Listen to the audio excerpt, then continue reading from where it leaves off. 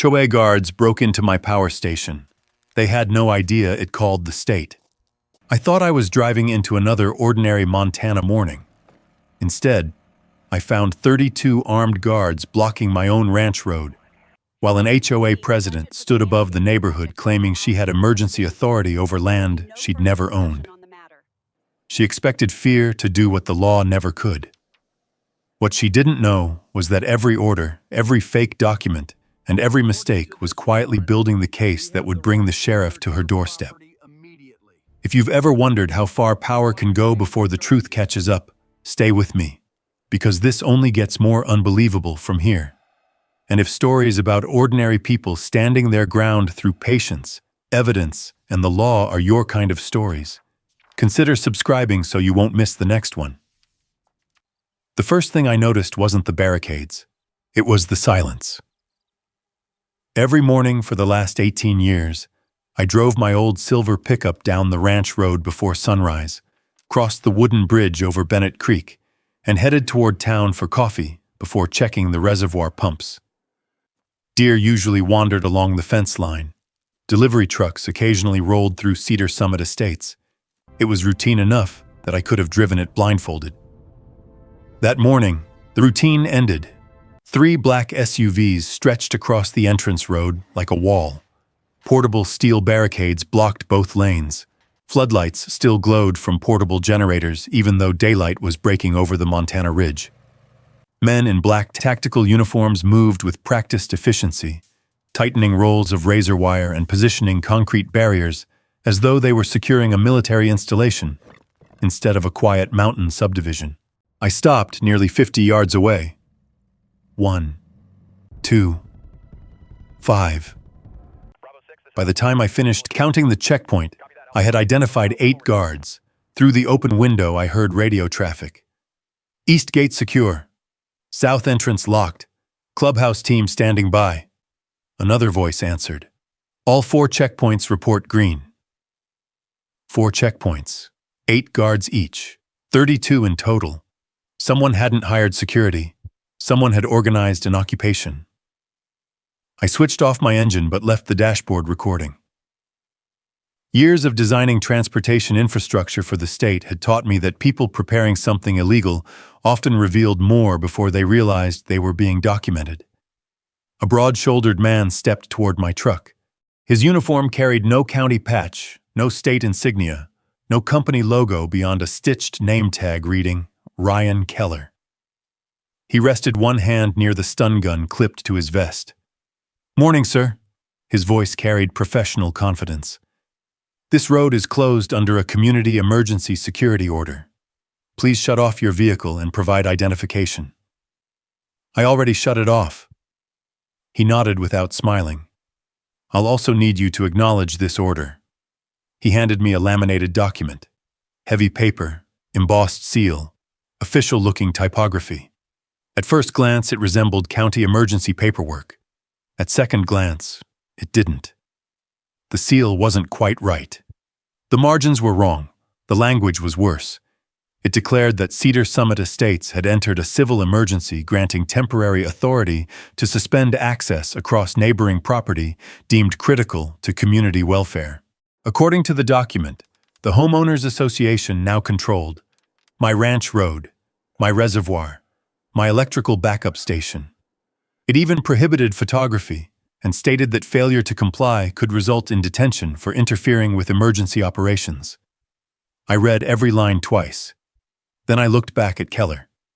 "Who signed this?" "Our HOA president." I didn't ask who approved it. I tapped the signature block. I asked who signed it. His expression tightened. "Mrs. Diane Mercer is acting under emergency authority." Emergency authority. Interesting phrase. Because no homeowners association in Montana possessed emergency authority over private land belonging to someone who wasn't even part of the HOA. Not legally. Not remotely. I folded the paper carefully before handing it back. "I won't be acknowledging anything."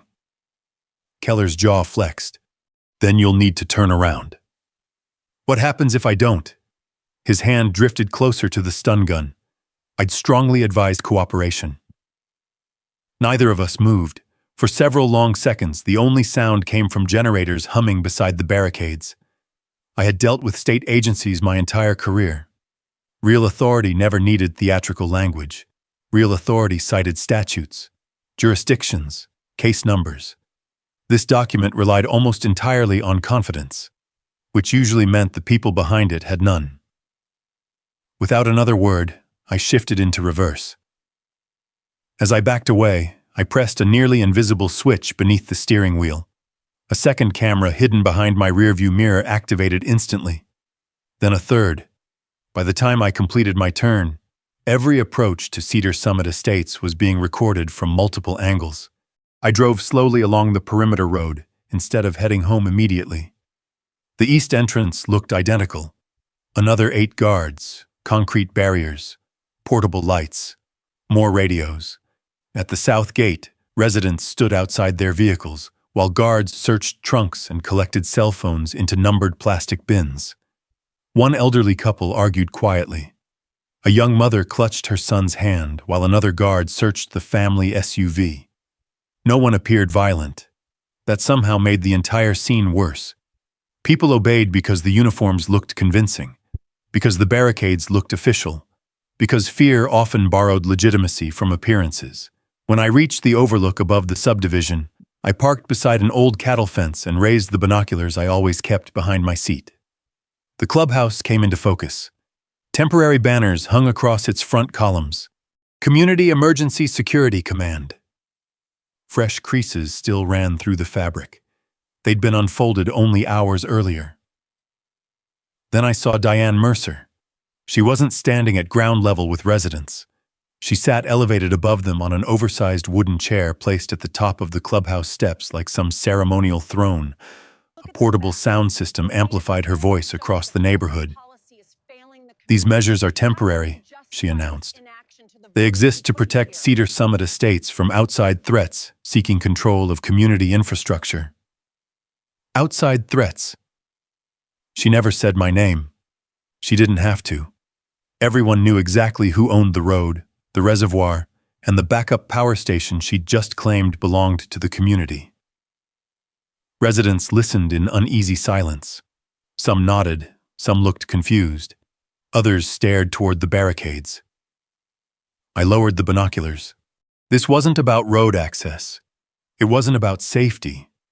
Someone had spent money, planned logistics, printed fake government paperwork, hired 32 armed guards, all before sunrise. Nobody stages something this elaborate without expecting to gain something worth far more than it costs. I started the truck and headed back toward my ranch.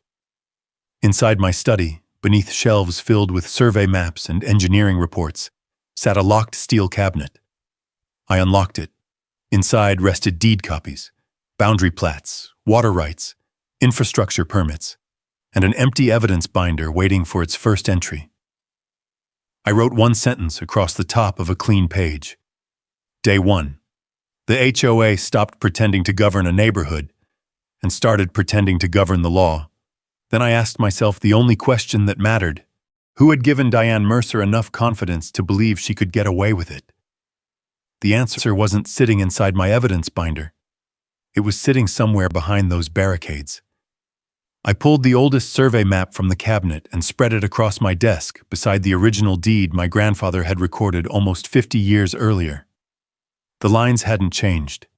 Neither had the legal descriptions. My ranch still owned the only emergency fire road connecting Cedar Summit Estates to the county highway.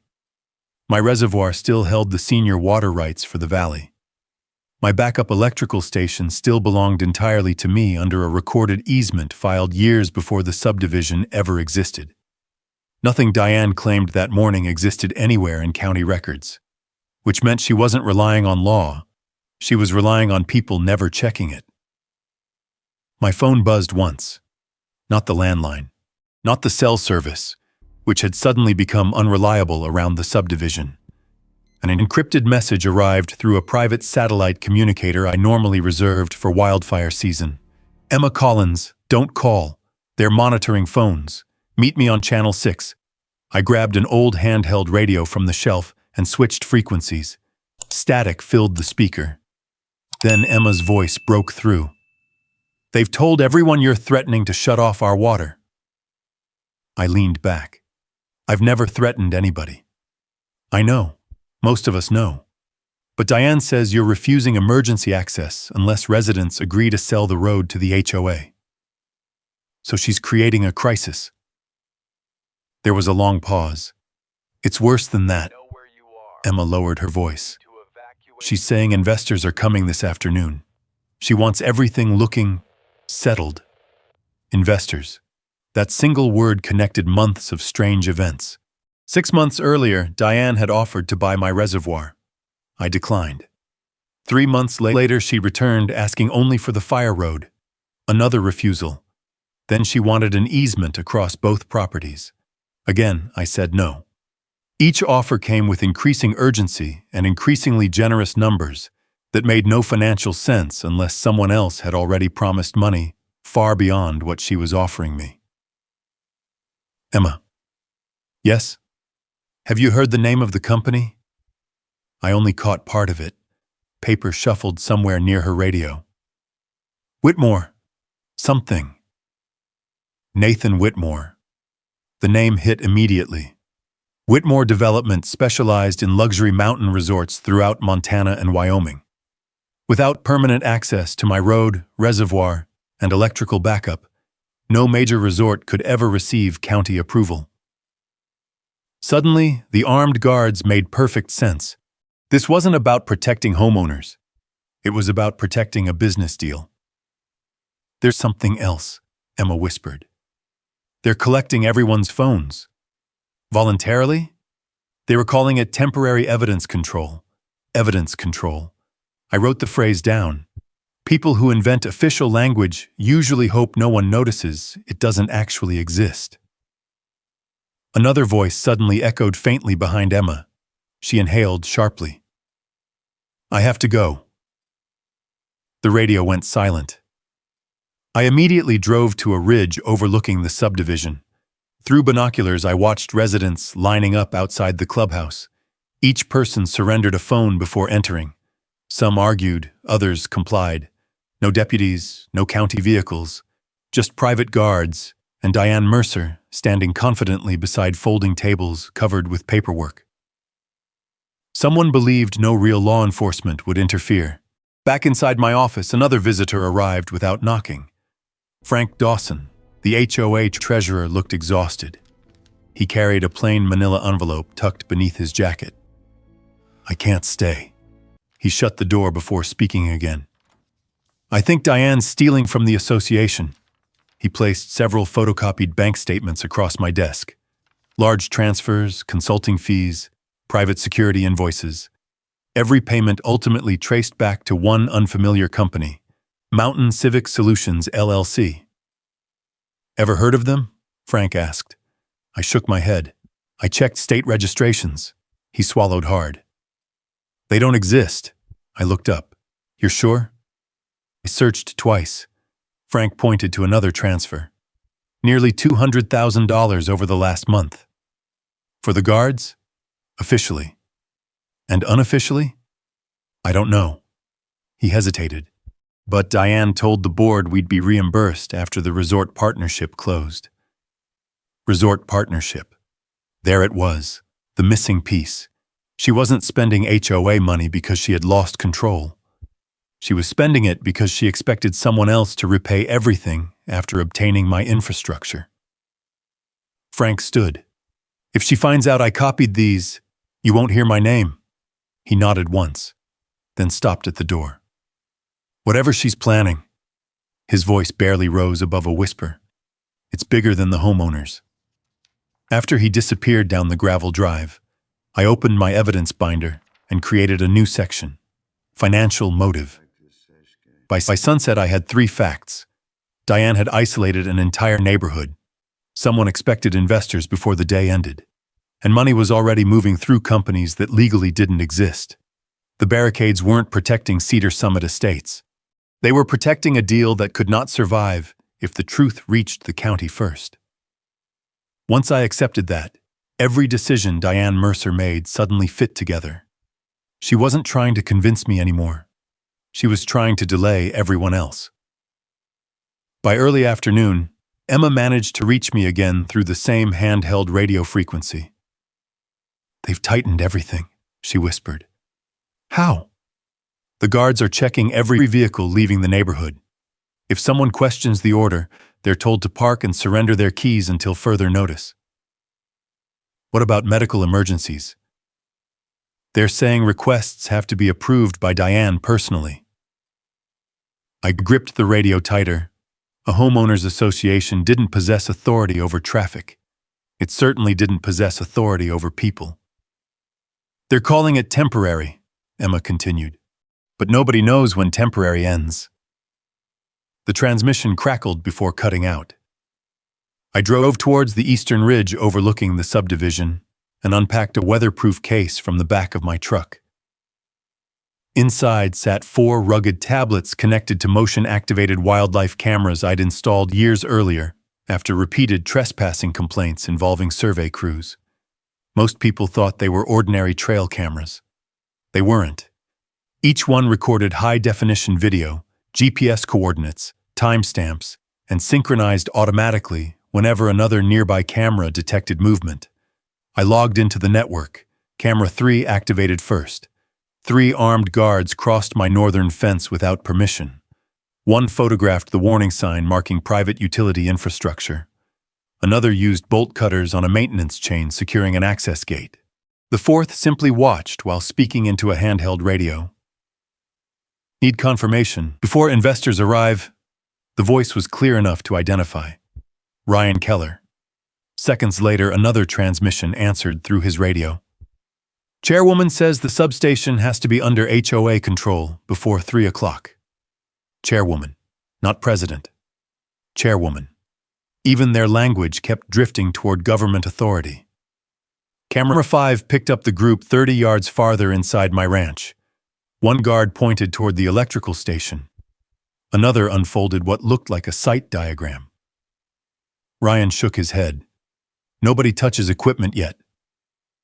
"So what's the plan?" "We secure access.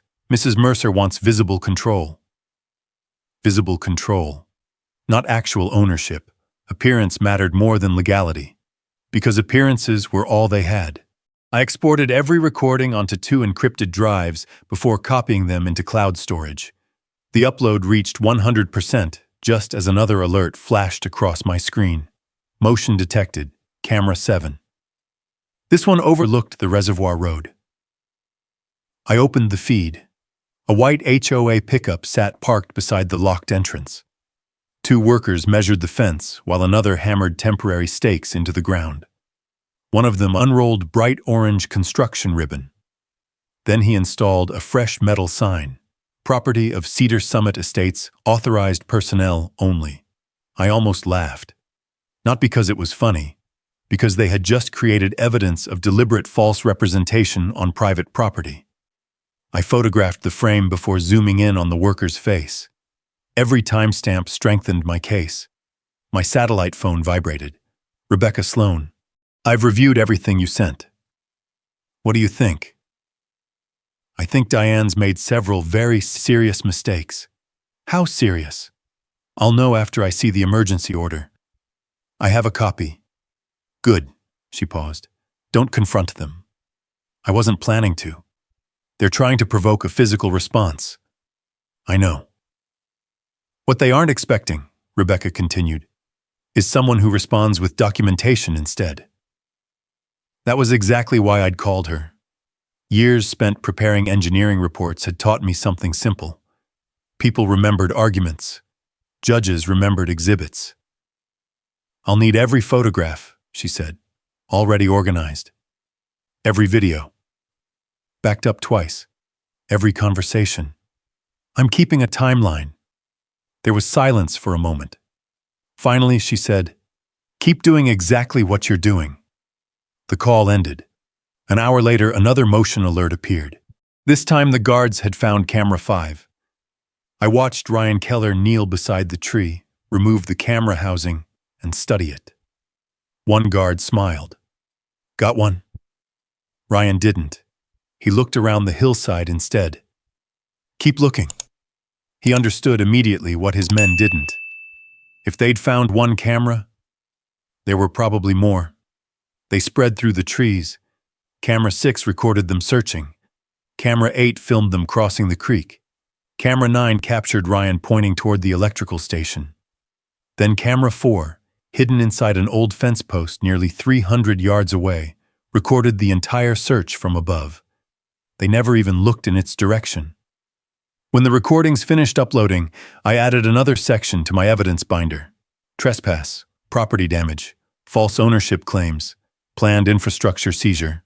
One page after another, one timestamp after another. Outside my office window, I could see the lights of Cedar Summit Estates beginning to glow. The subdivision looked peaceful from a distance. Families were eating dinner. Children were probably asking why they couldn't ride their bikes. Parents were wondering why armed guards still stood at every entrance. And somewhere inside that neighborhood, Diane Mercer believed she still had enough time to finish whatever deal she had started. She didn't know that every hour she delayed the truth only gave me more evidence to hand over when the law finally arrived. Just after 7 that evening, Rebecca Sloan pulled into my ranch yard carrying a leather briefcase thick enough to belong in a courtroom instead of the back seat of an SUV. I handed her the laminated emergency order Ryan Keller had given me that morning. She studied it without speaking. 30 seconds later, she reached into her briefcase and placed an authentic county emergency declaration beside it. "Look here," she said, pointing to the header. "The county uses a different formatting code." Her finger moved lower. "The statute they cite doesn't authorize private organizations." Then she tapped the signature. "And this," she looked directly at me, "isn't Sheriff Daniel Harper's signature? You worked with him before? I've filed enough land cases in this county to recognize every elected official's signature." She slid both documents side by side. "The seal is copied. The language is fabricated. The authority doesn't exist. And whoever made this knew just enough about government paperwork to make ordinary people believe it." I leaned over the desk. "So we're talking forgery." Rebecca nodded once. "Not civil forgery. Criminal." Before either of us spoke again, my satellite communicator vibrated. "Emma." I answered immediately. "I only have a minute." Her breathing sounded hurried. "They're holding another board meeting." "Where?" "Inside the clubhouse." "What are they discussing?" "They think nobody's recording." I heard muffled voices in the background before Emma whispered again. "I hid an audio recorder under the conference table this morning." Rebecca motioned for me to activate the speaker. Emma lowered her voice even further. "Diane just said something." "What?" she said. Emma paused long enough for someone to walk past. "Once people believe the emergency is real, ownership becomes paperwork." Neither Rebecca nor I spoke. Emma continued. "She's telling everyone that after the investors inspect the road tomorrow, they'll finalize everything." "Everything?" "The resort agreement." Another pause. "And she says once construction starts, nobody will question who owned what." The transmission ended. Rebecca slowly closed her notebook. "That statement alone establishes intent." "Intent to do what?" "To create false authority for financial gain." She began writing. Minutes later, another truck rolled into my driveway. Frank Dawson stepped out carrying a banker box sealed with packing tape. I couldn't leave these at my house. He carried the box inside and placed it on the table. General ledgers, reserve account summaries, electronic payment reports, canceled checks. Rebecca immediately noticed something. "These transfers," Frank nodded. "They all went through Mountain Civic Solutions. The company that doesn't exist." "Exactly." He opened another folder. "I finally found where the money ended up." Wire transfers flowed through 3 separate accounts before arriving at a consulting company registered to Diane Mercer's brother-in-law. Rebecca looked at Frank. "Did the board approve any of this?" "No." Any vote? No. Any meeting minutes? Frank hesitated. There are meeting minutes. He slid another folder across the table. I just don't think they're real. Rebecca examined the documents. Every page carried digital signatures. One signature appeared repeatedly. Angela Brooks. The vice president? Frank nodded. I asked Angela this afternoon. And? She swore she'd never seen these documents. That meant someone had either copied her electronic signature or forged it entirely. The room fell silent, not because we lacked evidence, because we suddenly had too much. Forgery, fraud, false emergency declarations, financial diversion, trespassing, false ownership claims, organized infrastructure seizure. This had stopped looking like an HOA dispute hours ago. Now it looked like a coordinated criminal operation. My radio suddenly crackled. Emma again. They're ending the meeting. What happened? Diane says the resort delegation arrives tomorrow afternoon.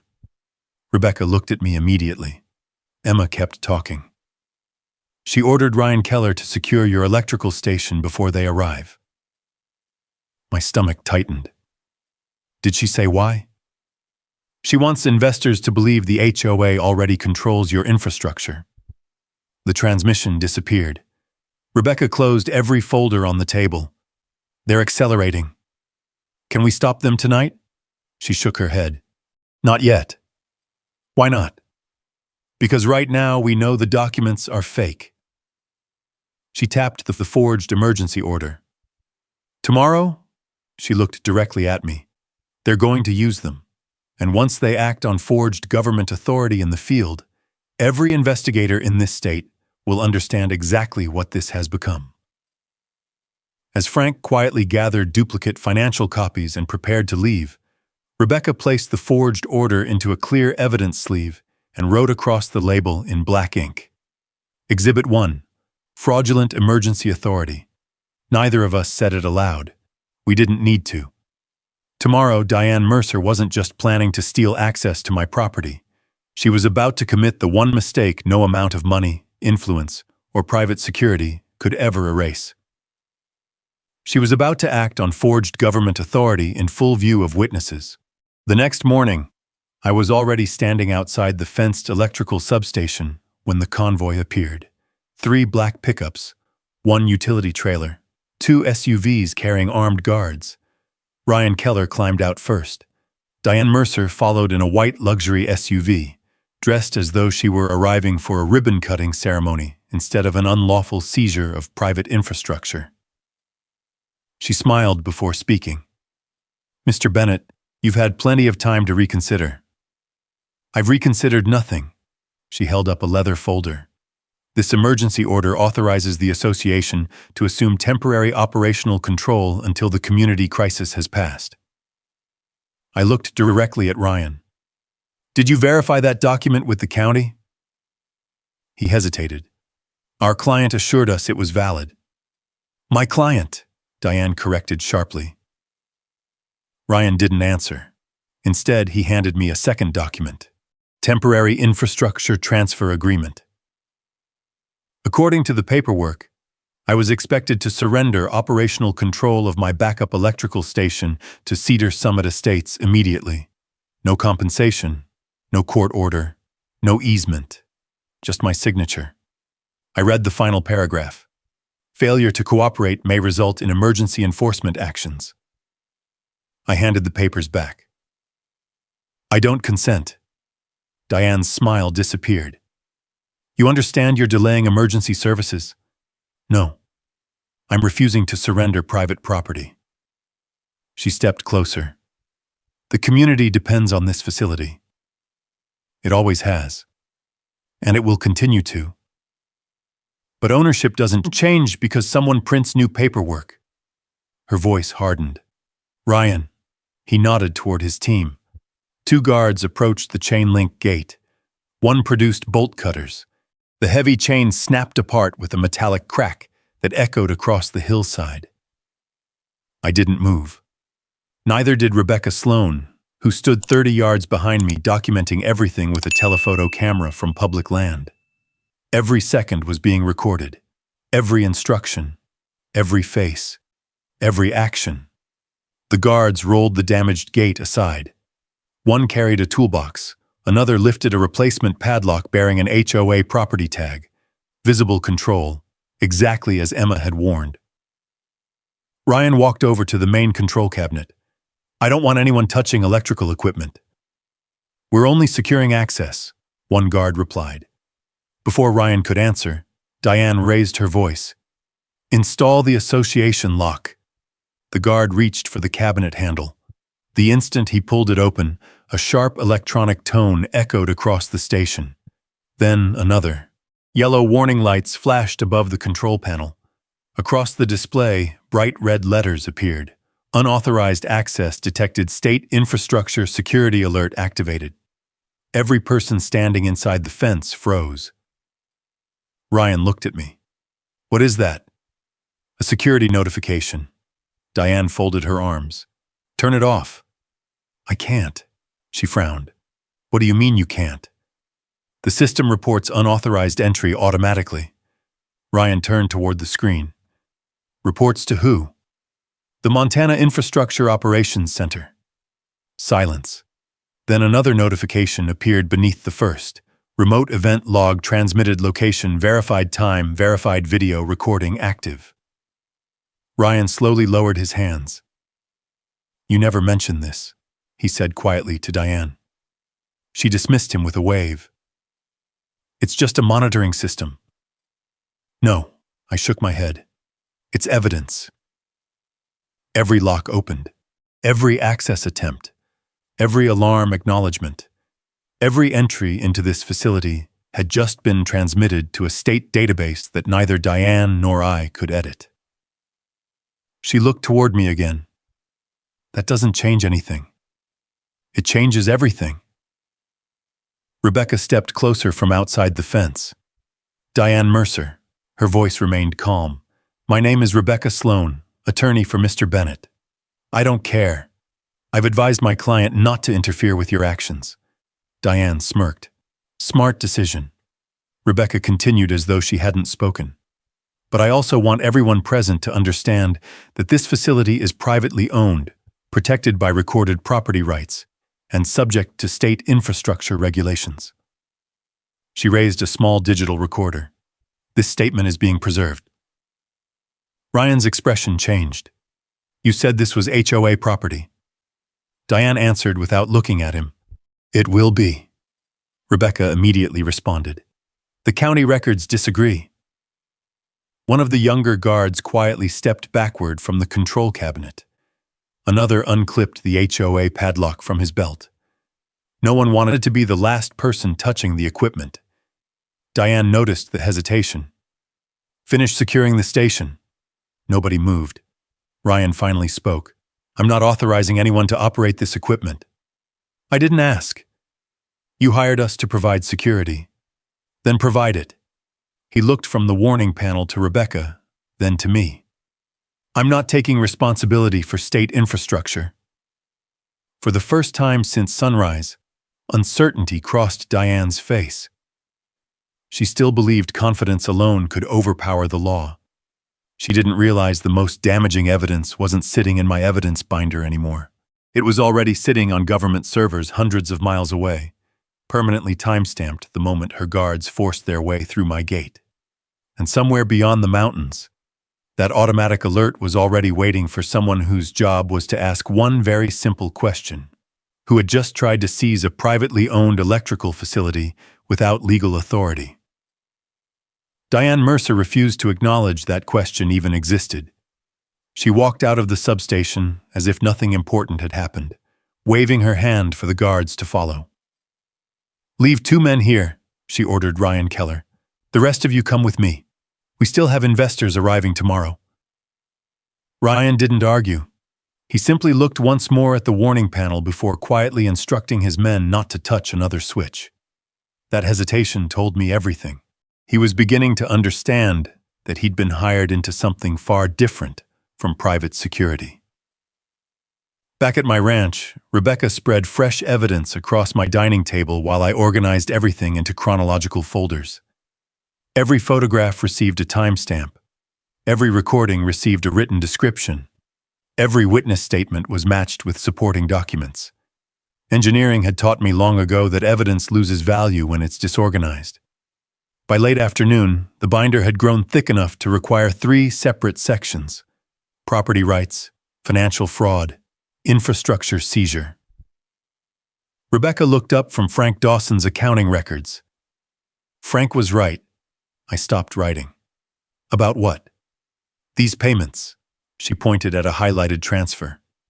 Nearly $200,000 for emergency security. Another page. Consulting fees. Another. Advanced planning. She traced every transaction with a yellow marker until the money disappeared into Mountain Civic Solutions. Then she smiled without humor. The company still doesn't legally exist. My satellite communicator vibrated.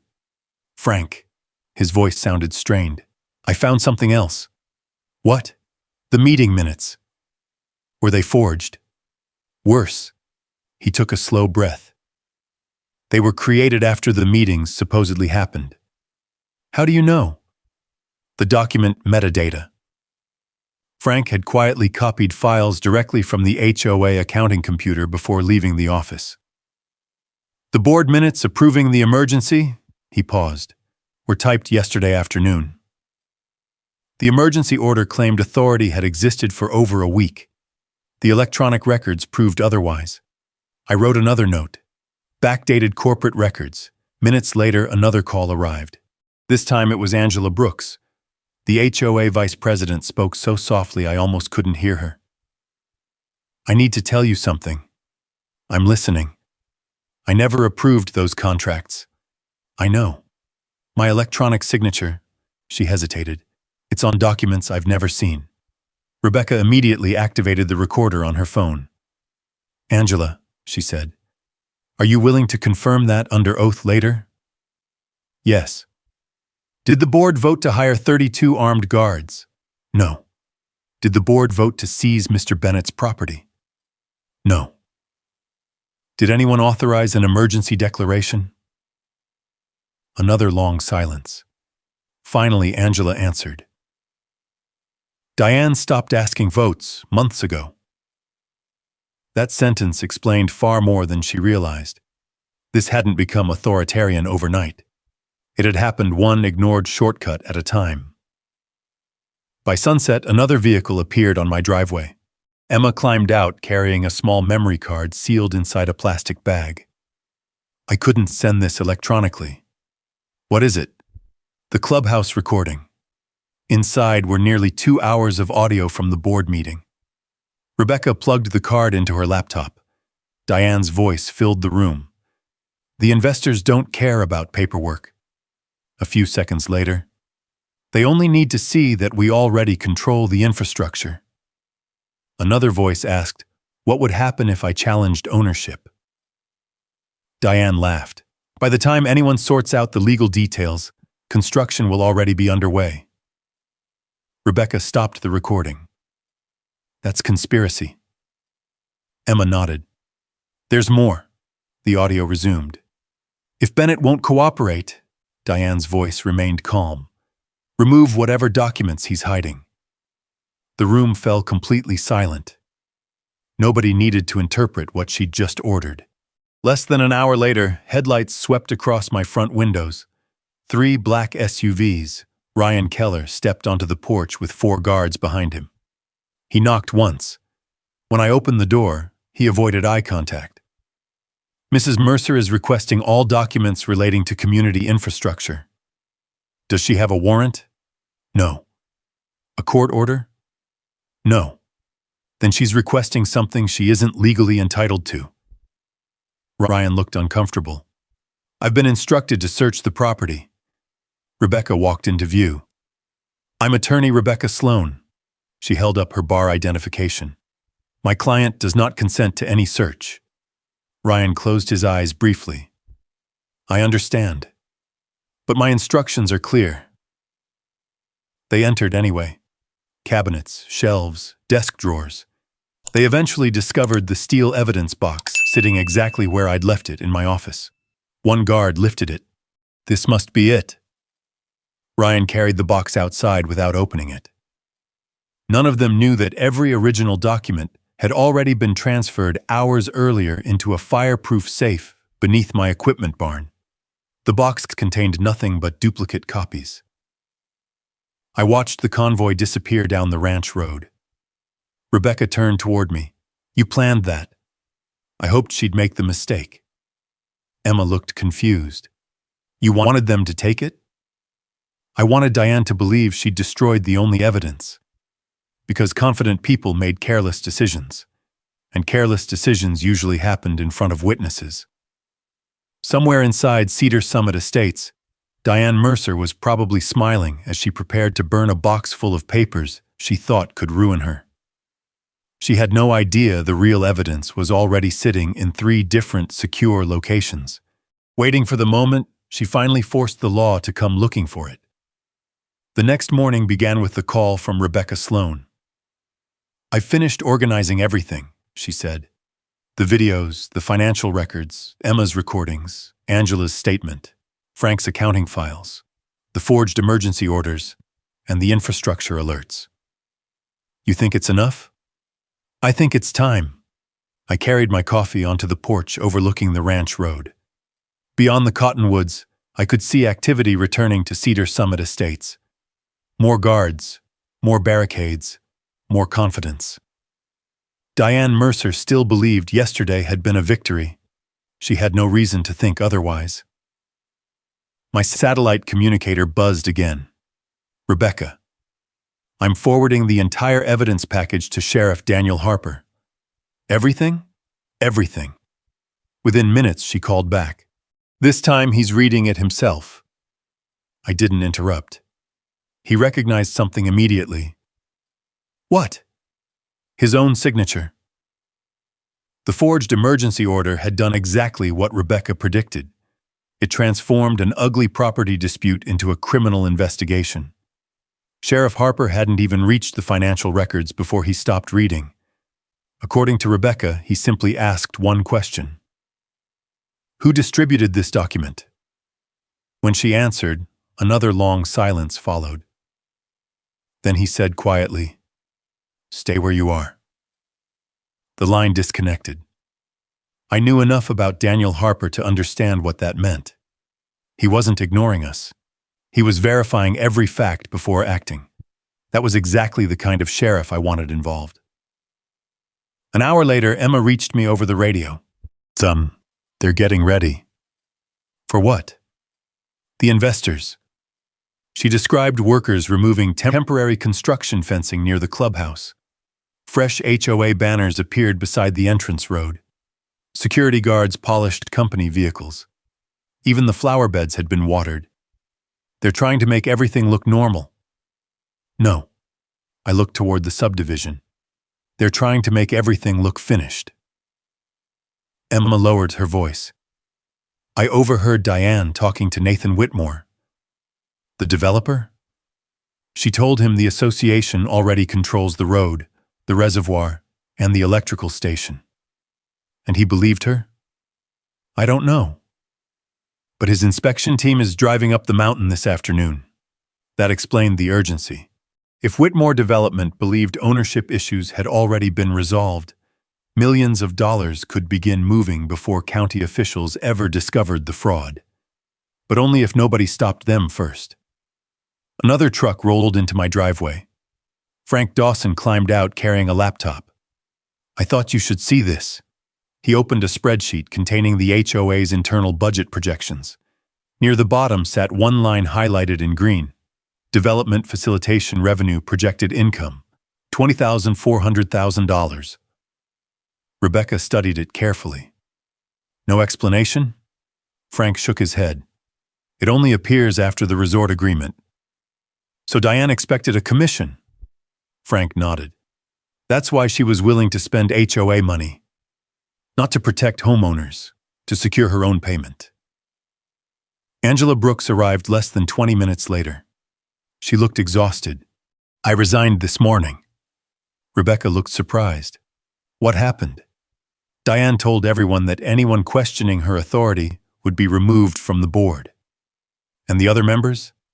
They were too afraid to speak. Angela handed us another envelope. Inside were printed emails. One message immediately caught my attention. Control first. Documentation later. Investors only need confidence, no signature. But the sender address belonged to Diane Mercer. Rebecca slipped the pages into another evidence sleeve. Every document strengthened the timeline. Every witness connected another piece. Then my phone rang. Unknown number, I answered. Cole Bennett. A calm male voice introduced himself. Sheriff Daniel Harper. This is Mr. Bennett. I've reviewed everything. His tone remained steady. The documents appear authentic. They are. I've also spoken with the county clerk. And there is no emergency declaration. I know.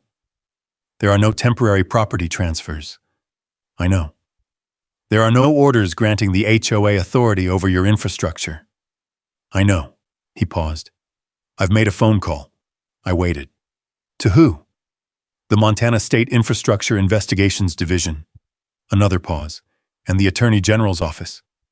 I looked toward the subdivision again. The guards still stood at every entrance. Residents still believed they were trapped. Diane still believed she controlled the schedule. Sheriff Harper continued. I don't want anyone confronting Mrs. Mercer. We won't. I also don't want anyone warning her. Understood. Let her continue. That surprised me.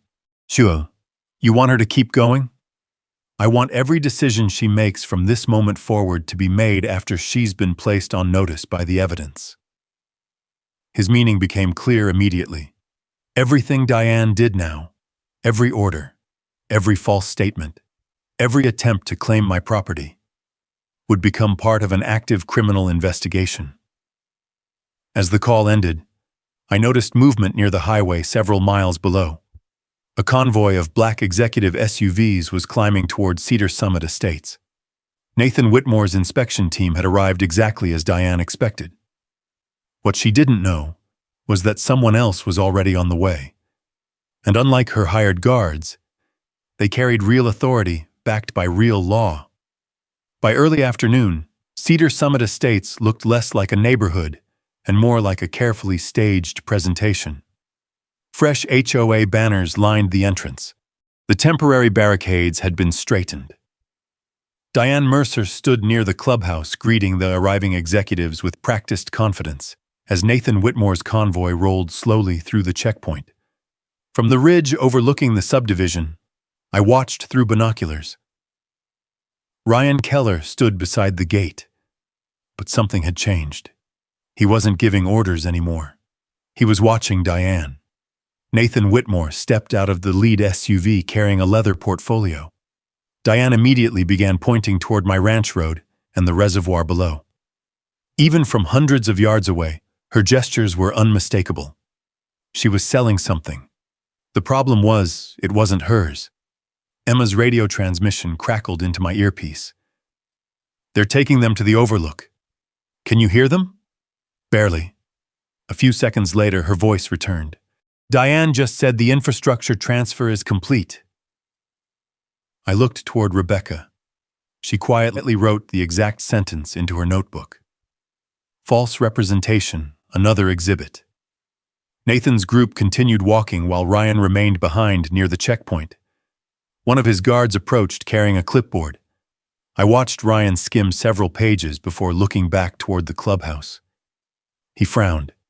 Then he folded the papers and slipped them under his arm instead of handing them to the investors. Another small crack had appeared. My satellite phone rang. Sheriff Daniel Harper. They've entered the subdivision. I can see them. So can we. We? The state team arrived 20 minutes ago. My pulse didn't change. I simply asked, where are they? Out of sight. Exactly as planned. No dramatic entrance. No unnecessary confrontation. Real investigations rarely announced themselves. They're verifying the infrastructure alerts now, Harper continued. The recordings? The recordings. The forged documents. Already confirmed. And the financial evidence? The Attorney General's investigators are reviewing it. He paused. When they move, his voice remained steady. It'll happen quickly. The call ended. Below me, another unexpected scene unfolded. Two residents approached the checkpoint carrying grocery bags.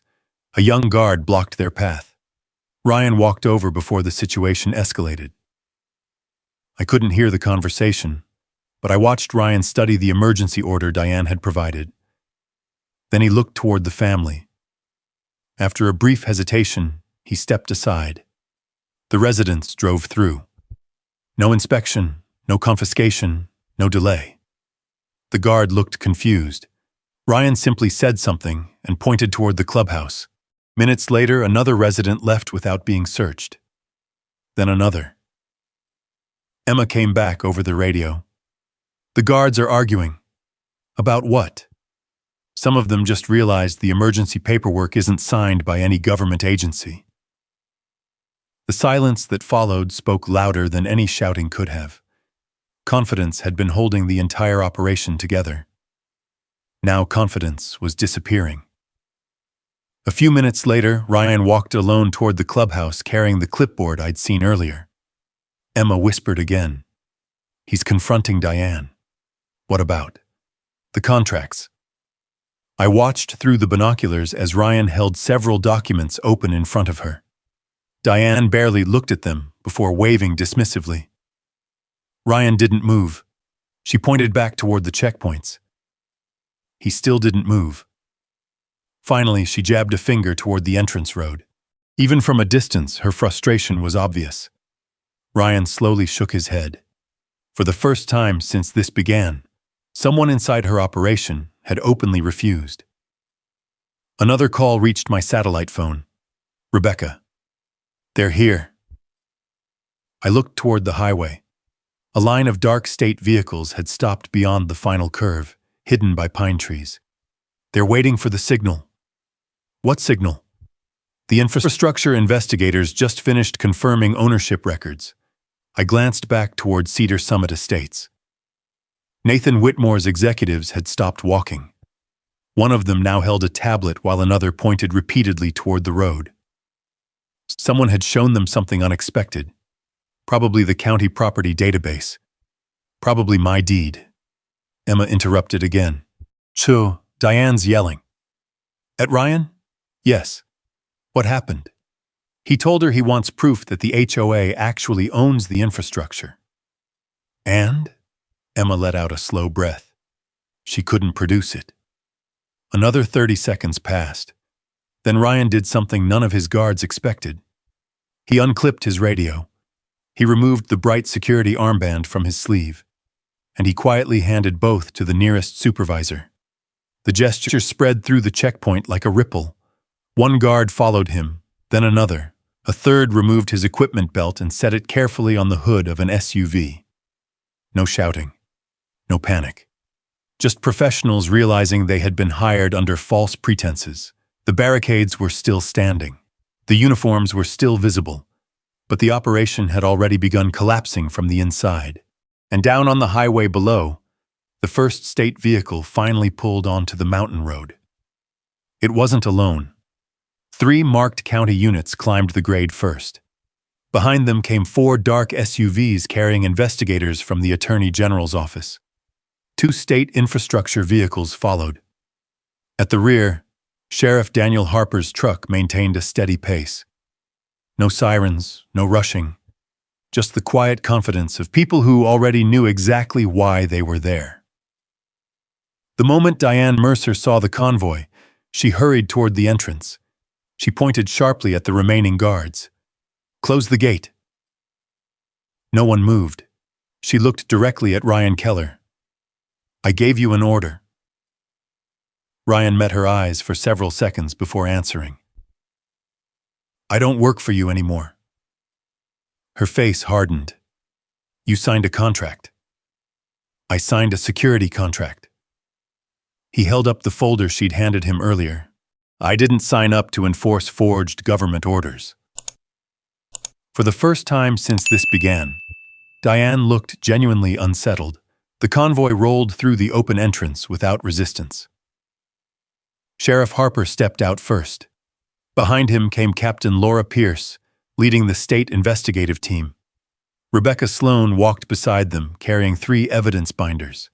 I followed several steps behind.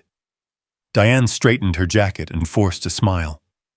"Sheriff, thank goodness you're here." Harper didn't return the smile. He held up the laminated emergency order. "Mrs. Mercer." "Yes? Did you distribute this document?" "Of course.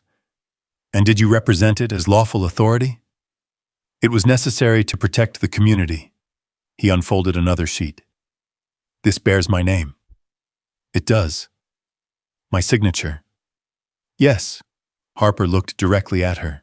I never signed it." The silence spread through the crowd almost instantly. Residents who had quietly gathered near the clubhouse looked from Diane to the sheriff and back again. Diane folded her arms. The emergency required immediate action. Captain Pierce spoke for the first time.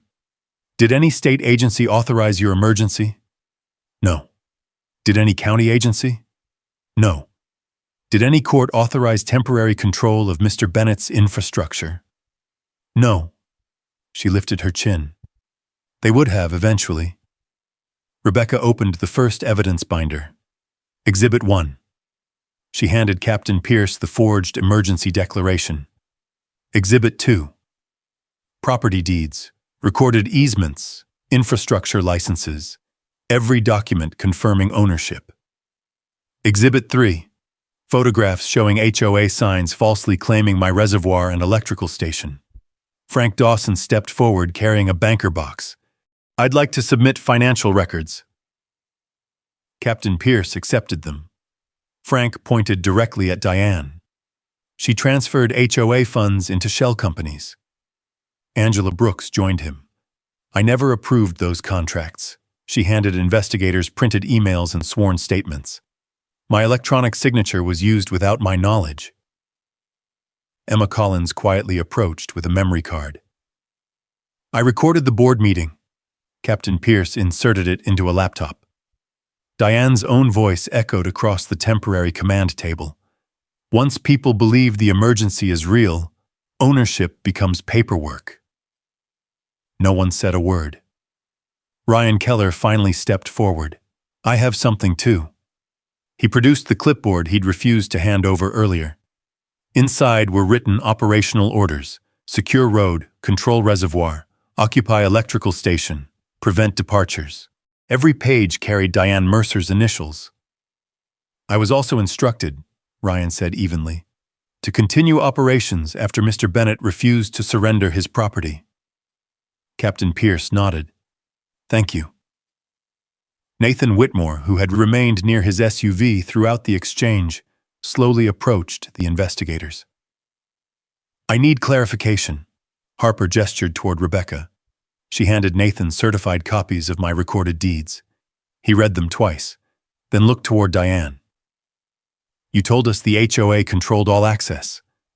"I do," Rebecca answered before she could continue. "The county records disagree." Nathan closed the folder. "Our company will not proceed." Diane took a step toward him. "You can't leave now." "We already have." He turned to his legal team. "Terminate negotiations." Within seconds, the executives climbed back into their vehicles. The multi-million-dollar development Diane had spent months trying to secure disappeared down the mountain without another word. She stared after them in disbelief. Captain Pierce looked back toward Sheriff Harper. "We're ready." Harper faced Diane one final time. "Mrs. Mercer, you're under investigation for forgery, fraudulent representation of governmental authority, unlawful interference with private property rights, financial fraud, and related offenses." She laughed nervously. "You can't seriously believe these people." Harper calmly switched on his body camera display. "We don't have to believe anyone." He pressed play. Her own voice filled the air. Real leadership doesn't wait for permission. The recording continued. I created the emergency because someone had to. She slowly stopped smiling. Two investigators stepped beside her. She looked around for support. Frank lowered his eyes. Angela remained silent. Ryan stood with the investigators. Even the residents who had once applauded her speeches simply watched. No one moved to help. As Captain Pierce instructed investigators to escort Diane for further processing, under the authority of the ongoing investigation, Sheriff Harper quietly turned toward me. You were right to document everything. I looked past him at the empty entrance road. No, I said. I was right not to argue. Because in the end, it wasn't my voice that defeated Diane Mercer. It was hers. The criminal investigation lasted months. Unlike the spectacle Diane had created in a single weekend, the law moved quietly. Investigators traced every bank transfer Frank Dawson had preserved. Digital forensic specialists confirmed that board meeting minutes had been created after the dates they claimed to document. State analysts matched the infrastructure alarm from my electrical station with the exact minute Ryan Keller's team forced open the gate. Every piece of evidence supported another. Nothing stood alone. Rebecca Sloan filed a civil action on my behalf before the criminal case had even reached its first hearing. The complaint was straightforward. Trespass, property damage, fraudulent claims of ownership, interference with lawful use of private infrastructure, attorney fees, permanent injunctive relief. There was nothing emotional about it. Every allegation pointed to an exhibit. Every exhibit pointed to a document. Every document pointed to a decision Diane Mercer had made herself. The county court wasted little time addressing the ownership dispute. Certified copies of my family's deeds, recorded easements, water rights, and infrastructure licenses left no room for argument. The judge signed an order permanently confirming that the ranch road, the reservoir, and the backup electrical station belonged exclusively to me. No homeowners association possessed any ownership interest.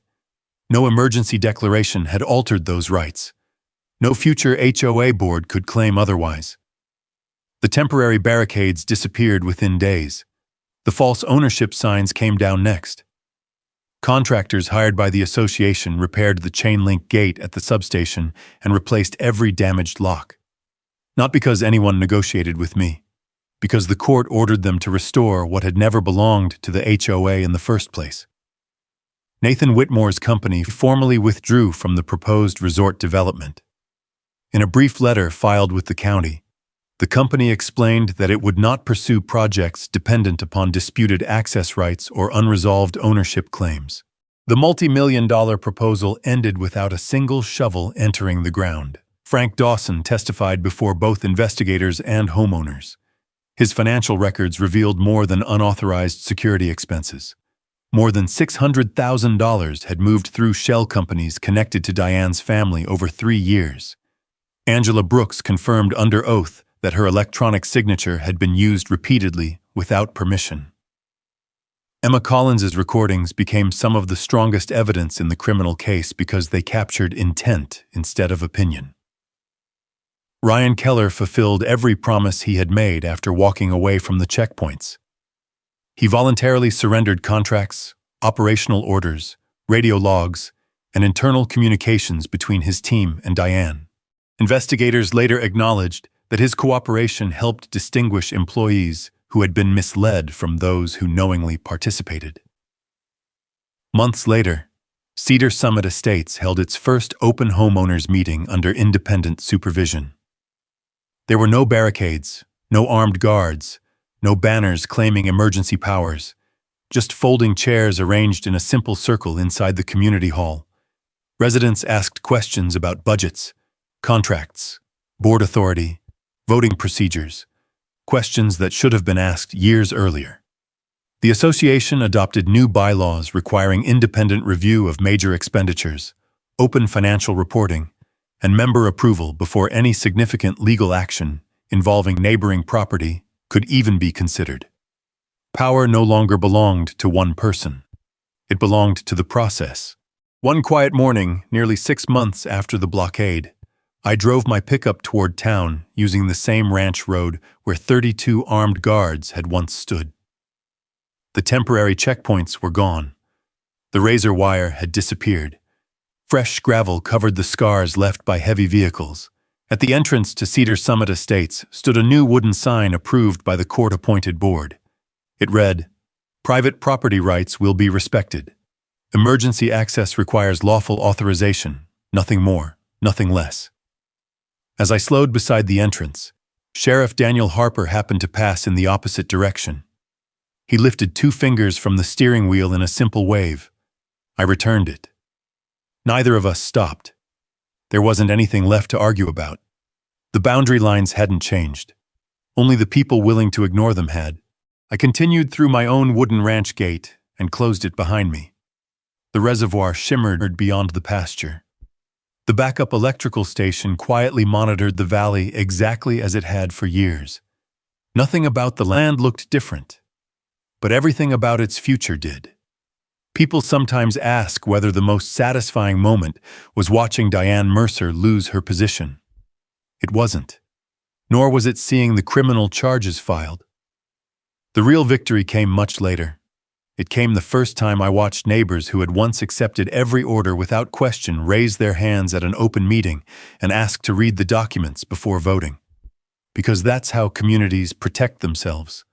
Not with louder leaders, not with bigger promises, and certainly not with 32 armed guards. They protect themselves by remembering that no title, no homeowners association, and no amount of confidence can ever replace a recorded deed, an honest witness, and the rule of law. If there's one lesson I hope stay with you after this story, is that staying calm is often more powerful than reacting in anger. Cole never won because he shouted the loudest or tried to outsmarт anyone. He won because he kept records, respected the law, listened to people willing to tell the truth, and let facts speak when the time finally came. That's not just a lesson about land ownership. It's a reminder that patience, reparations, and integrity can carry us through situations that feel overwhelming at first. Real justice doesn't erase difficult states. It can restore trust when people choose honesty over fear. Sometimes the real victory isn't proving someone else wrong. It's protecting what's matters, preserving your family legacy, and leaving your community a little stronger than you found it. Now, I'd love to hear from you. If you believe you would stand your ground the way Cole did, type yes in the comments. And if you ever deal with an HOA, a property dispute, or a situation where good records make all difference, share your experience below. I always enjoy reading your stories, and they often inspire future videos. If you enjoy stories about ordinary people standing up with courage, patience, and the law on their side, I'd be honored if you subscribe and join us for the next HOA, a ranch, and justice story. Until next time, take care of yourself, take care of each other, and thanks for watching.